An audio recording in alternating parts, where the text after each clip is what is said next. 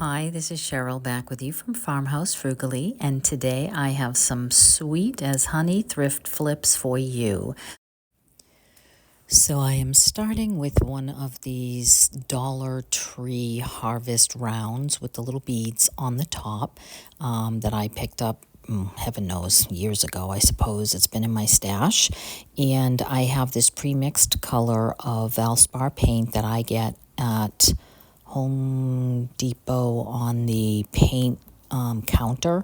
I think it's $5, and they have all different kinds of pre-mixed colors. And I had it in my stash, so I thought it would be a good color to use since I have been doing an awful lot of vintage creams. I wanted to do the next couple of videos with a little bit of color.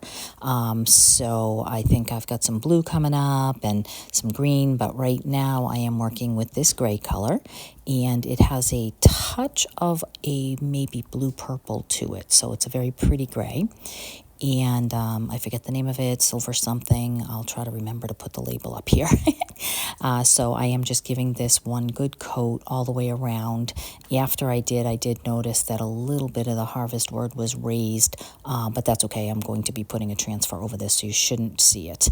Now, once this is dry, I did take a little bit of a sanding block around the edges because it's like paper on press board, and I wanted to rough that up just a little bit so that I can go ahead and add some distressing to the edges to pick up on that rough edge, and I also happen to like a vintage feel. And this is going to be a very simple flip here. I am just going to take one of these little transfers that I got on Amazon or Etsy. I can't remember. I just peeled that off, and I love the pink tones against the gray, so I am just adding that here to the center of this disc. And then once I am done with I just took my Stays On ink and just in that black tone, since the letters were black, just went around, hit the little beads at the top, the outside edge, and just here and there with that ink, and then went into my stash and added a bow. I tried one bow, didn't like it. Just leaning on the wall against my also very gray wall, and then I love it in the center of this wreath. I think that it really looks very sweet popping off the green wreath, so I may leave it like that. Today's video is in collaboration as a Third Thursday thrift flip with Tammy from the Rusted Willow and Marika from Marika's Creations. Make sure you check my description box for their channels and the playlist of all the creators who have joined into this collaboration. It's always so much fun. And now that takes me on to my second thrift flip. I had this Good Deeds sign in my stash for quite some time, rather primitive country, and I wanted to sand the words down so that you didn't see the raised letters coming through, and here is that color. I am using that same gray on this. And I went ahead and covered this with 2 full coats of this gray because of this green being rather a dark color. And then once I had that done and completely dry, I pulled out the rest of those transfers from that same pack. And the name of it is French Market Peonies. So if you are looking for this same transfer, it comes with, I think, 3 full sheets, or what really could be 6 different projects, and I can't remember how much I paid for them, but they're a nice quality. You are hearing the fireplace in the background. That's what all the crackling's about. It was a very chilly night when I filmed this voiceover. Now, before I transfer onto this wood, I do want to add a little clay bee to the center here. All I did was take my clay and press my IOD bee into the clay. This is paper clay. And then I added some wood glue and put that bee where I wanted it in the center, and then pressed around the edges and painted that same gray color over it. And now once that's dry, I'm taking the StazOn ink and the same bee stamp, and I am going to stamp right on to that bee with that black. Now I wanted to, in keeping with this bee theme, use the parts of this transfer that had the bees on it. So I am just cutting out the parts that I wanted, and I am going to save the rest of this for another project. So I'm going to go ahead and just transfer on either end. I am really loving the black and the pinks and the gray tones together. It is a very romantic, very cottage core feel to this design, and it's a little different than your typical yellow and black bees. Now, once I had both of those transfers finished, and one on either side, I wanted to go in with the IOD Farmhouse, I think it is, stamps, and stamp on the words honey bees. And I thought that would be really sweet for this sign. So I just did that with my ink. And then once I had the words on there, I just took the same ink pad and just hit the edges, especially the corners of the sign, to make that look distressed. I didn't want to sand back on this particular piece because it is more of a hunter green underneath, and I wanted to pick up the black in the letters.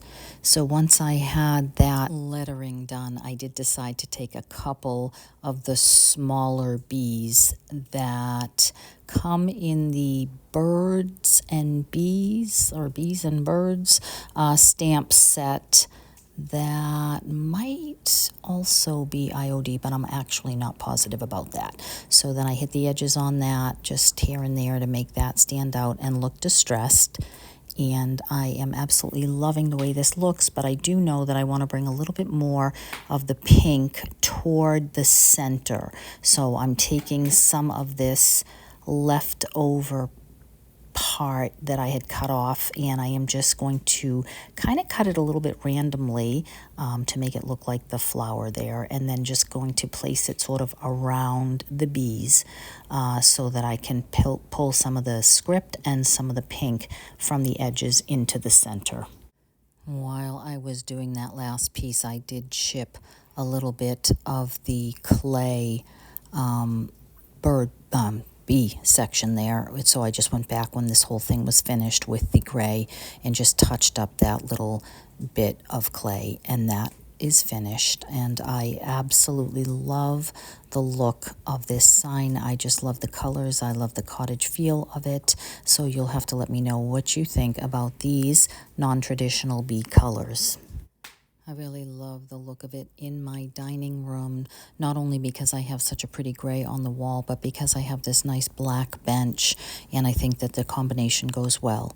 And you'll have to take note of the pillow that I made in my last video out of a gorgeous vintage twin sheet, and it had the most beautiful lace on it.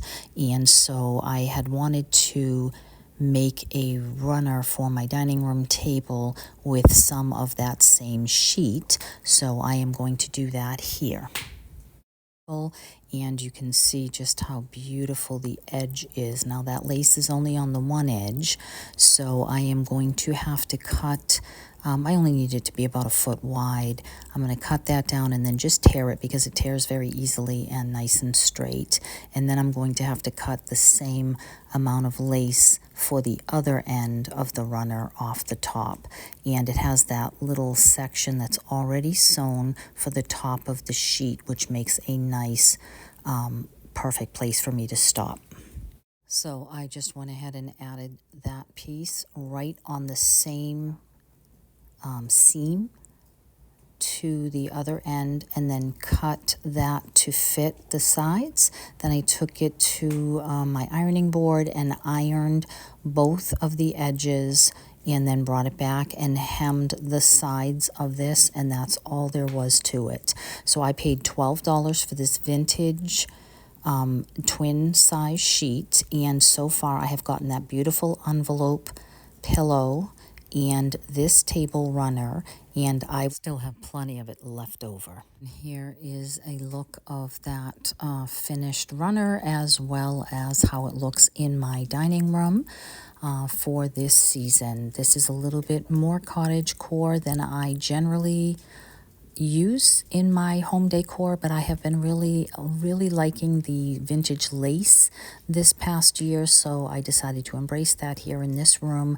I have a lot of white wainscoting, and I thought it just looked really pretty there with some of the pinks and the grays that I have been pulling in. So I will add 2 quick little crafts to the end of this video as a little bit of a bonus. I found this adorable little tea tin at my dump, and I thought it would be very sweet. So I just took a little piece of foam, cut that, and put it in. And then I went through my stash to see what I had for some florals that would look pretty with this pretty colored green. I started with a couple greens that had some white on them, and then I had 3 left of the coral colored, 3 or 4 of these left. What are they called? They are Gerber daisies. And then I went in and I just pulled out some lavender. I love coral and lavender together. I think it is such a spectacular combination, and I think it is really sweet with this pale green color. So then once I had that little arrangement made, I did add a little bit of the green moss from the dollar store at the bottom to hide that foam. And if you saw my last video, and you absolutely have to, if you did not see it, what I did with the piano makeover, and it has a number of other items in it.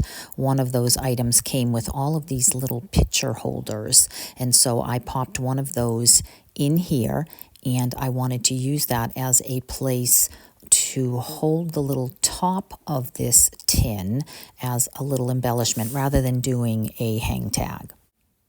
I had purchased a bunch of lavender transfers off of Amazon for a different project that I don't believe I have ever videoed. So I am going to have to try to remember to put that in a future video because they came out really nice.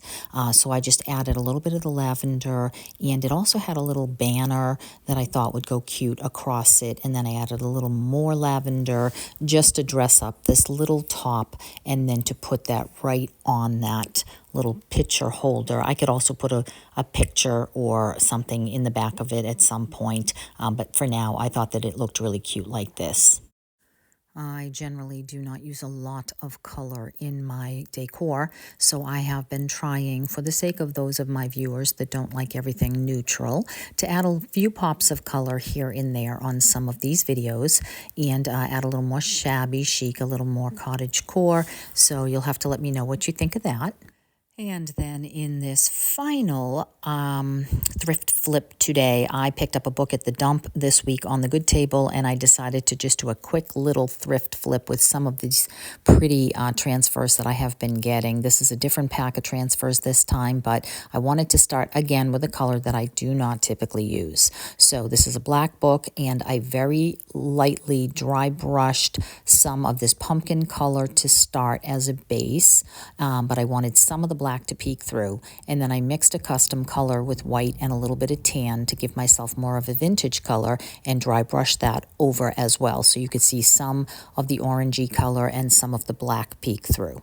Once that was dry, I just started with a little bit of a script stamp on the front of the book, and then I cut out a pretty part of one of these beautiful transfers. Now, these are the kind that are a little extra shiny on Amazon, but they had so many pretty ones, as well as the fact that they're small, so you could do a lot of little projects, especially if you were into the little blocks of wood, ornaments, things that if you do anything with scrapbooking, so they would come in handy for a lot of those very small things, card making. So I am just taking this first one that looks a little bit like a postcard, and I am putting that on the front.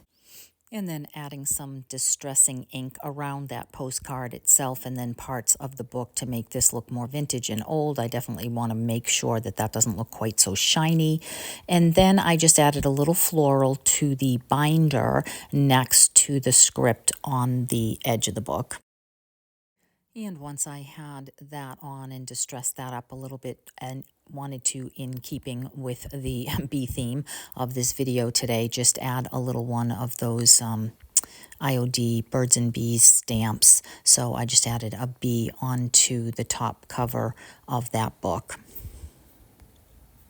I took the last of my coral Gerber daisies and I put the twine right where the twine is on the postcard, and that is it. So would you please hit subscribe and please leave me a comment and let me know which of today's is your favorite. That definitely helps my channel to grow. I keep forgetting to ask for comments. So I appreciate your stopping by, and I will see you in the next one. Take care.